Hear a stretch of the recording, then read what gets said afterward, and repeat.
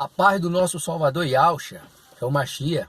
Aqui quem vos fala mais uma vez é o irmão André do canal As Duas Casas de Israel Oficial. Como já dizia o mestre, quem tem ouvido para ouvir que ouça. Irmãos, nada contra quem congrega dentro de um sistema, quem defende uma placa, quem defende um dogma, nada contra a vida de ninguém, porque as escrituras, ela é bem clara. Cada um dará conta de si mesmo ao Criador. Porém, nós estamos vendo nesses últimos dias uma invenção de valores. Dá um exemplo. A gente ouve aí de muitos líderes religiosos a preocupação tão grande em manter o templo levantado por mão de homem, né? Muitos adornados. Agora virou moda no Brasil os templos levantados por mão de homem, tudo preto por dentro, virou moda. Jogo de luz virou moda. Eu não tenho problema com isso.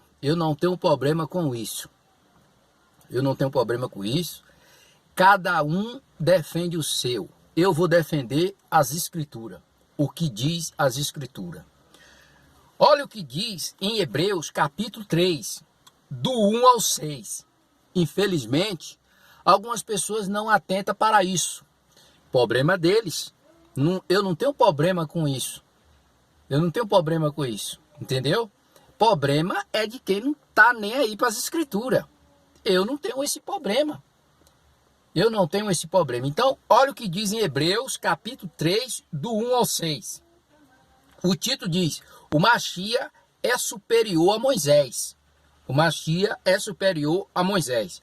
Por isso, irmão, santos, participante da vocação celestial, considerai a Yahushua ungido, apóstolo e sumo sacerdote da nossa confissão, sendo fiel ao que constituiu, como também foi Moisés em toda a sua casa, porque ele é tido por digno de tanto maior glória do que Moisés, quanto maior honra do que a casa tem aquele que edificou, porque toda casa é edificada por alguém, mas o que edifica todas as coisas é o Criador.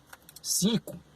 E na verdade, Moisés foi fiel em toda a sua casa, como servo.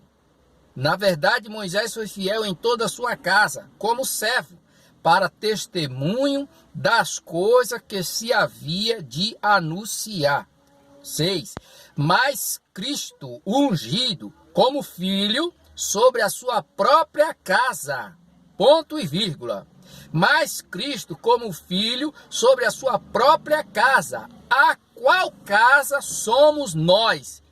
Se tão somente conservamos firme a confiança e a glória da esperança até o fim.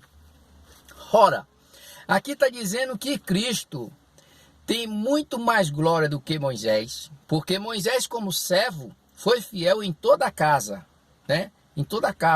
Mas Cristo, como filho, né? É superior a Moisés, mas Cristo, como filho, sobre a sua própria casa, a qual casa somos nós. Requer um pouco de reflexão, porque aqui o autor aos Hebreus está deixando bem claro que Cristo sobre a sua própria casa, a qual casa somos nós.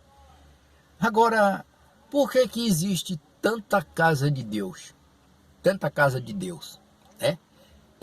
de Deus. Casa de Deus pentecostal, casa de Deus tradicional, casa de Deus Ipiranga, casa de Deus Belém. Meu irmão, olha a confusão que está tudo isso aí. A gente está vendo que é o quê? Confusão. Apocalipse 18, versículo 4. Saia dela, povo meu, para que eu não seja participante dos seus crimes, dos seus atos. Casa do Criador é ser humano, é pessoas. Infelizmente, algumas pessoas estão defendendo o errado. Está defendendo o errado. Entendeu? Por quê? Lá em Atos, quando Estevão está diante daquela cúpula de religiosos ali, o próprio Tiago diz, o próprio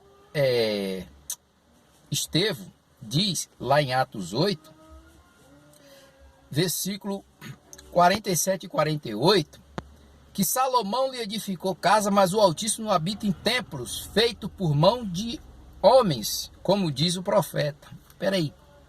Se o Altíssimo não habita em templo feito por mão de homem, por que tanta casa de Deus? Por que tanta placa? Por que tanta contenda? Por que tanto me disse? Hã? Então, meus irmãos, tem algo errado.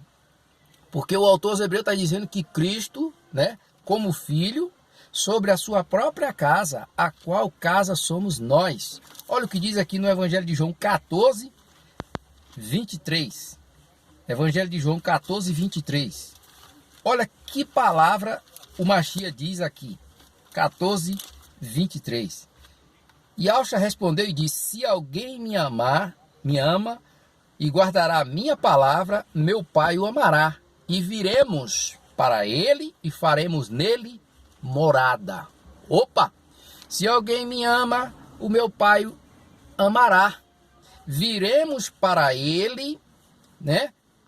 Guardará a minha palavra e meu Pai amará. Viremos para ele e faremos nele morada. Paulo, entendendo isso, escreve aqui para os irmãos de Corinto, no capítulo 3, versículo 16. Olha o que ele diz: não saber vós que sois o templo do Criador e que o Espírito do Criador habita em vós? Se alguém destruir o templo do Criador, o Criador destruirá, porque o templo do Criador que sois vós é separado, é santo. E aí? Hã? Ah, mas eu não acredito nisso. Olha aqui em 1 Coríntios 6, versículo 18 e 19. Fugir da fornicação. Todo pecado que o homem comete é fora do corpo, mas o que se prostitui peca contra o seu próprio corpo. Ou não sabeis vós que o vosso corpo é templo do Espírito Santo que habita em vós e proveniente do Criador, e não sois de vós mesmo? Porque fosse comprado por bom preço. Glorificai, pois, o Criador no vosso corpo e no vosso espírito, os quais pertencem ao Criador. Meus irmãos, eu não consigo entender como é que pessoas, seres humanos, defendem tanto placa, defendem tanto pastores, que lá em Apocalipse, o próprio Criador intitula eles como Nicolaítas, entendeu? E ele aborrece as obras dos Nicolaítas, aqueles que dominam sobre o povo leigo, aquele que tem domínio sobre outras pessoas, porque lá em Marcos capítulo 10, o próprio Criador falou para Tiago e João, um querendo assentar à direita e outro à esquerda. Ele disse: olha, os reis da terra, os governantes das nações, todos eles fazem isso, mas entre vocês isso não pode acontecer. Ao contrário, o menor será o vosso servo. Então olha a perturbação que a gente está vendo nesses últimos dias, porque algumas pessoas se tornaram lento demais para aprender. Algumas pessoas se tornaram lento demais e quando ele ouve essas verdades, ele se escandaliza. Ele escandaliza de forma, fica escandalizado. Olha o que diz em Mateus capítulo 23, e Mateus, os 4 evangelhos estão debaixo da graça. Segundo Gálatas, o autor Gálatas Paulo, diz claramente que Cristo nasceu sobre a lei, entendeu? Sobre a lei. Foi circuncidado aos 8 dias. Então, os 4 evangelhos estão debaixo os 4 evangelhos estão debaixo da lei. Graça é só de Atos para cá. Olha o que diz aqui em Mateus capítulo 23, versículo 8. Vós, porém, não quereis ser chamado Rabi, porque um só é o vosso mestre, a saber, o Cristo. Todos vós sois irmão. Todos vós sois irmão. João entendeu isso quando estava na ilha de Patmos, no capítulo 1, versículo 8. Ele diz: eu, João, que também sou vosso irmão, companheiro na aflição e no reino, estava na ilha de Patmos por causa da palavra do Criador. Paulo entendeu isso. O próprio Pedro também entendeu isso, né? Aí a gente vê hoje, irmãos, essa briga danada, cada um defendendo o seu, essa facção, essa briga entre eles. Por quê? Porque tem uma denominação para todo tipo de pessoa. Tem denominação para todo tipo de pessoas. Quem defende as suas placas, quem defende os seus pastores, os seus líderes, quem defende a sua parafernália fora das escrituras, eu respeito. Mas também eu acho que o camarada tem que respeitar a minha. Eu sirvo o Criador, eu não dependo de uma placa. Eu não dependo de uma placa para servir o Criador. Eu não dependo de ter um tutor para servir o Criador. Não. Porque o filho, quando ele sai da casa do pai dele, quando ele completa a idade, ele já sabe o que o pai ensinou para ele, tanto bem quanto mal. E a palavra do Criador deixa bem claro lá em Jeremias 31, Jeremias do 31, capítulo 31, versículo 31 em diante, quando o próprio Criador diz: eis que vem dia em que farei uma nova aliança com a casa de Israel e com a casa de Judá. Não a aliança que eu fiz com seus pais. Apesar de eu ser o Senhor dele, eles invalidaram a minha aliança. Mas essa é a aliança que farei com eles depois daquele dia, né? Derramarei o meu espírito no seu coração. Vou escrever no seu coração. Olha o que diz aqui. Vou estar lendo. Jeremias 31, 31. Eis que vem dia, diz o Senhor, que farei uma aliança nova com a casa de Israel e com a casa de Judá. Não conforme a aliança que fiz com seus pais. Êxodo 19. No dia que tomei pela mão para tirar da terra do Egito, porque eles invalidaram a minha aliança, apesar de eu haver desposado, diz o Senhor. Mas essa é a aliança que farei com a casa de Israel depois daqueles dias, diz o Senhor. Porei a minha lei no seu interior e escreverei no seu coração. Eu serei o seu Criador e eles serão o meu povo. 34. E não ensinará mais a cada um seu próximo, nem cada um seu irmão, dizendo: conhecereis ao Senhor, porque todos me conhecerão, desde o menor até o maior deles, diz o Senhor, porque lhe perdoarei a sua maldade e nunca mais me lembrarei dos seus pecados. Tá vendo? Tá tudo aqui, não tá mais em tábua de pedra, meu irmão. Tá dentro, quando Cristo diz em João 14, 23... se alguém me ama, o meu Pai o amará. E se guardar a minha palavra, né? O meu Pai vai honrar. Viremos eu e o Pai e faremos nele o quê? Morada. João da Epístola, no capítulo 2, ele entendeu isso aqui. Ele entendeu isso aqui de Jeremias 31. Ele entendeu de forma maravilhosa. Olha o que ele escreve aqui, lá em seu livro. João 2, né? Capítulo 2, versículo 20 e 27. Mas vós tem a unção do santo, sabei tudo. Não vos escrevi porque não soubesse a verdade, porque saber que nenhuma mentira vem da verdade. O 27. A unção que vós recebeste dele, fica em vós. E não tem necessidade que alguém vos ensine, mas como a unção vos ensina todas as coisas, é verdadeira e não é mentira. Como ela vos ensinou, assim permanecereis. Tá vendo? Quem tem a unção, a presença do Criador na vida do Mashiach, não precisa que ninguém fique mais ensinando coisa não. Não precisa. Não precisa de livro, não precisa de faculdade, não precisa disso, precisa nada. Por quê? Porque a unção vos ensinará todas as coisas. Paulo, entendendo isso, disse lá em 1 Coríntios capítulo 2, ele disse que o homem natural não compreende as coisas do Espírito do Criador porque ele parece loucura. E ela se discerne espiritual. Mas o homem que é espiritual discerne bem tudo, porém de ninguém é discernido. Tá aí. Então, meus irmãos, muitas das vezes as pessoas não gostam de ouvir a verdade, mas a verdade é: você é templo do Espírito Santo do Criador. A igreja é quando você está reunido. Quando você se reúne, você está ali, a igreja reunida, seja ela onde for, ela está reunida, a igreja, porque você é o santuário. Você é um santuário ambulante, entendeu? Você é um templo do Criador ambulante. Aonde você for, se Daniel foi para o Egito, para a Babilônia, Lá não tinha um templo de Jerusalém, mas mesmo lá ele se viu o Criador. José foi para o Egito. Lá também não tinha um templo de Jerusalém, mas mesmo lá ele se viu o Criador. Esté estava lá na Pérsia, né? Com Mardoqueu e aquele povo lá. Mas mesmo lá, sem ter o templo de Jerusalém, eles continuavam servindo o Criador. Continuava servindo o Criador. Por quê? Se viu o Criador, é esse raciocínio que nós temos que ter, né?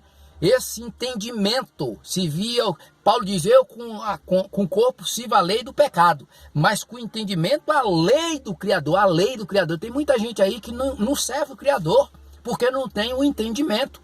O dia que eles adquirirem o entendimento, nunca mais ele será presa de alguém.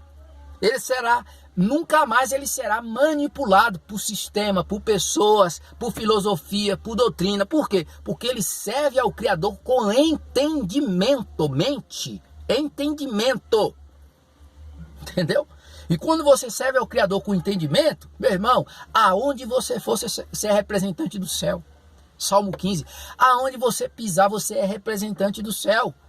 Você está aqui de passagem, nós estamos aqui de passagem. Então tem muita gente aí defendendo o que não tem importância nenhuma, o que não vale nada. E outra coisa, além de defender essas coisas que não valem nada, eles acham que nós somos inimigo dele.